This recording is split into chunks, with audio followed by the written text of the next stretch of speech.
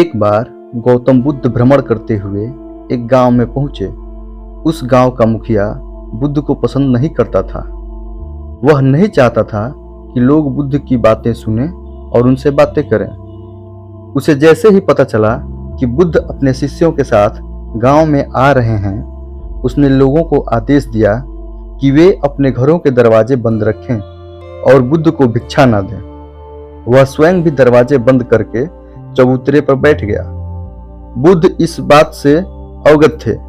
वह मुस्कुराते हुए मुखिया के घर के सामने खड़े हो गए और उन्होंने भिक्षा की मांग की। मुखिया आग बबूला होता हुआ उठा और बोला, अरे मुष्टंडे सन्यासी, भागो यहाँ से। काम धंधा कुछ करते नहीं और भीख मांग कर पेट भरते हो। क्यों अपना और नौजवानों शिष्यों का जीवन नष्ट कर रहे हो? कुछ कष्ट उठाओ, काम करो, पेट भरो, भागो यहाँ से। बुद्ध स्थिर खड़े यह सब सुनते रहे, फिर बोले, महोदय, मेरी एक शंका है, क्या आप उसका निवारण करेंगे? इस पर मुखिया ने बोला, क्या शंका है? बुद्ध बोले, महोदय, आपके घर में आकर कोई कुछ मांगता है, आप उस पर दया करके कुछ पदार्थ थाली में रख कर लाते हैं और वह उसे स्वीकार किए बिना ही चला जाता है, तो बताइए कि आप उस थाली और उसमें रखे पदार्थ का क्या करेंगे?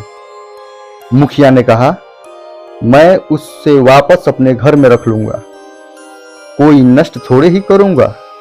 बुद्ध मुस्कुराते हुए बोले, महोदय, उस दशा में आपका सामान आपके पास ही न रहा।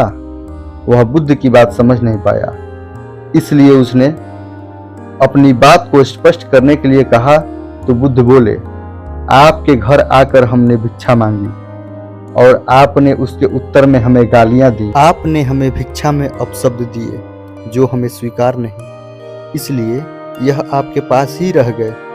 जैसा कि आप स्वयं स्वीकार कर चुके हैं।